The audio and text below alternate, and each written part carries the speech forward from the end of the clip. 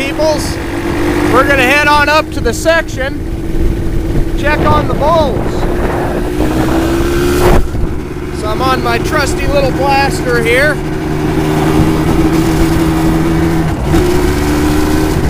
What we did is we had them over on about 60 acres over there, and I was hauling water up every day using my little blue truck, the blue Chevy dump truck, and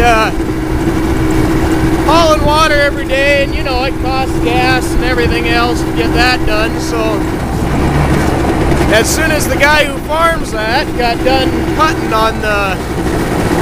cutting on the east end of it, we opened up the gates. Well, that section is split in half, thereabouts anyways, and there is a dam. Well, there's two dams.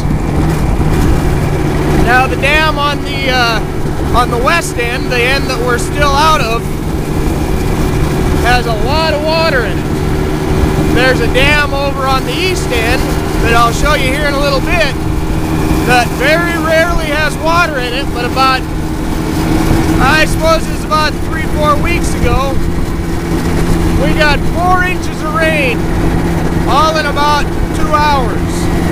And so most of the dams have had quite a bit of water in them. So luckily we had water in that dam and we were able to quit hauling water, but we'll see how long that lasts, because that water didn't look real fresh, and I don't know how long it was going to hold out. There was probably only a foot and a half in there, but we're here anyways. Ow, I just got a sliver. Damn it, that hurt. Son of a bug. Holy, ow, Jesus. So here we go.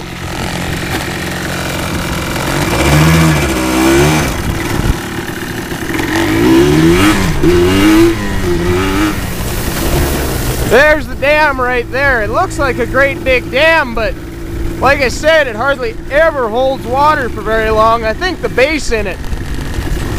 See, when you build a dam, what you got to do is you got to scoop out the bottom to make your dike on the backside. But you've got to scoop out the bottom until you get down to the clay, to the hard pack. And if you don't do that, then your dam won't hold water, and it will begin to seep. Which, you know, it's not a terrible thing, but it's not a great thing either, because especially when you're running cows, you want to have as much of these dams as you can, because it really saves a lot of money. It costs money to haul water, you know. And so anything you can do to keep from having to haul water is, you know, money in pocket pretty much.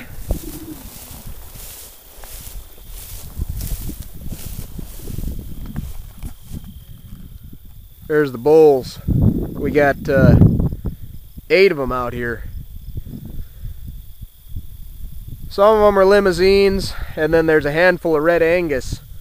We took on 116 head of red Angus heifers this year.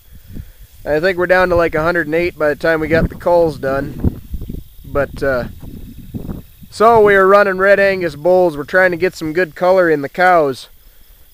You always want your cows to have good color because they sell better. When you got cows that are Char Cross and, you know, Limousine Cross and Angus, you know, whatever you got mixed in there, they don't sell as well. They don't command the same premium as solid colored cows will.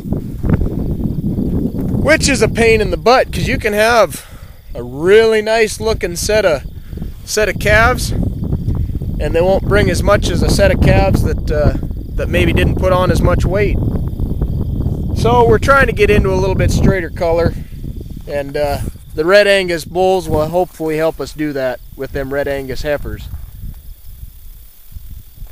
But sorry if you guys got a great view of my face. I forgot I had it zoomed in there. But anyways, I'll take you up to the other end there and show you the dam and such. Fire this thing up.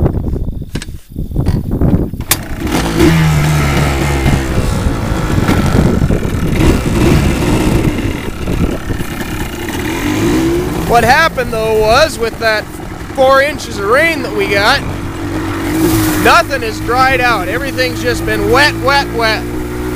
And so when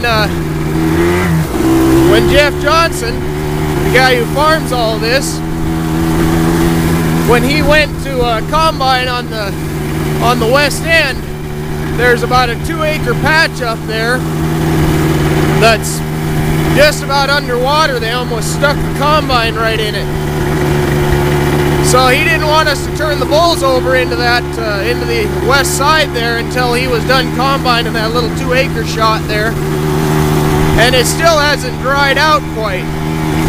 He's supposed to give me a call tonight and kind of let me know what his schedule is. I don't even know if they're going to come back and do it or not yet.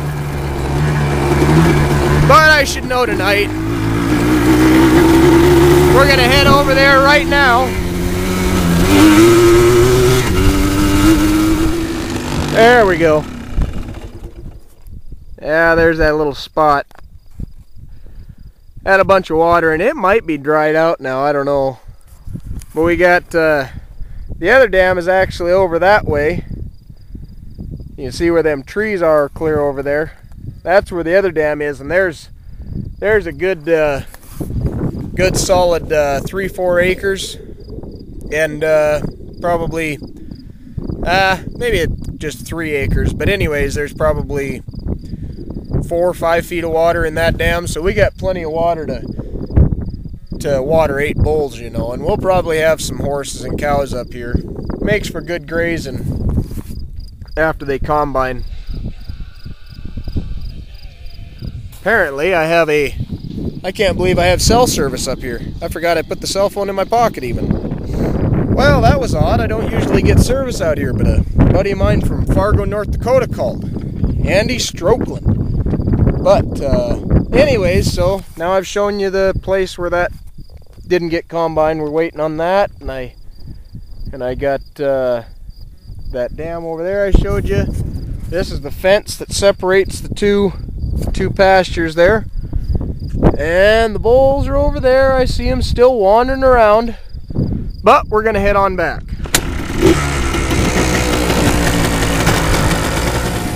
Well, you guys all remember this well, I hope. Figured as long as I was out and on the move, I might as well come over and check the cows over here. They're all looking pretty good.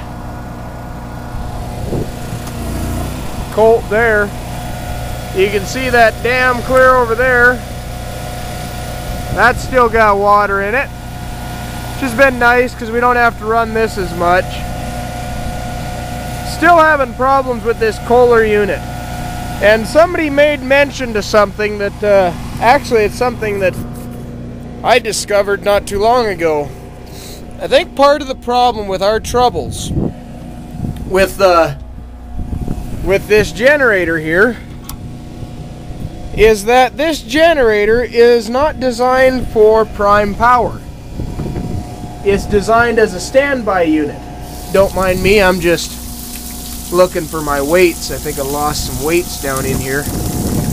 But now prime power units, as I understand, are units that are made to run on a regular basis, you know, on off, on off. Used a lot in oil well sites, oil field sites and such.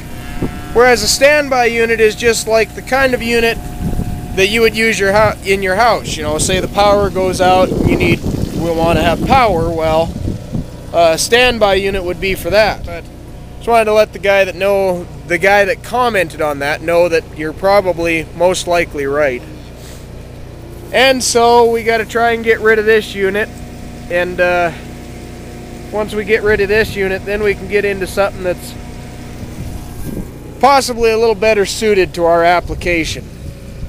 Then maybe we won't have so many problems.